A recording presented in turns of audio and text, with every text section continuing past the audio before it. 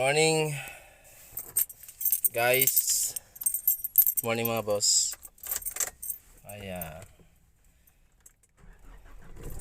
Ready na naman po tayong pumasok mga boss.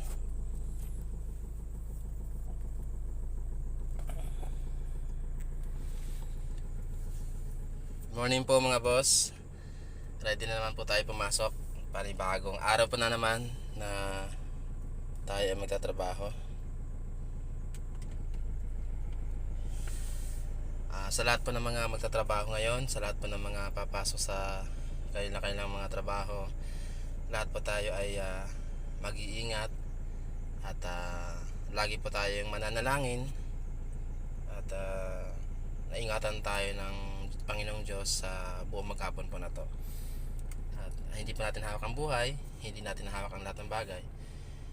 Ang tanging may control lang ay ang ating Panginoon. Kaya ingat po tayo sa buong maghapon. At lagi po natin tatandaan na be always fair sa anumang ginagawa po natin.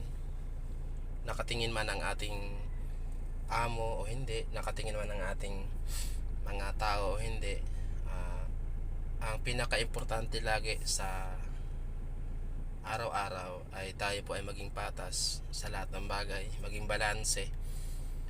At lagi po nating iisipin na kung ano yung binigay natin, yun din ang babalik sa atin. Kung ano yung tinanim natin, yun din ang aanihin natin. So, maging grateful po tayo sa araw-araw. Minsan kapos, minsan hindi. Minsan kapos, minsan sakto, minsan sobra. Yun lagi ating iisipin. So, maaring ang iba sinasabi na hindi fair ang buhay. Wag na lang tayo dumagdag kung sila ganoon mag-isip. So tayo, bagamat meron tayong nakikita negative, maging positibo pa rin po tayo. So yung negatibo na nararanasan natin ay gawin nating opportunity para gawin nating itong positibo. Anyway, yung mga negatibo, yun pa nga yung nagpapatatag sa atin.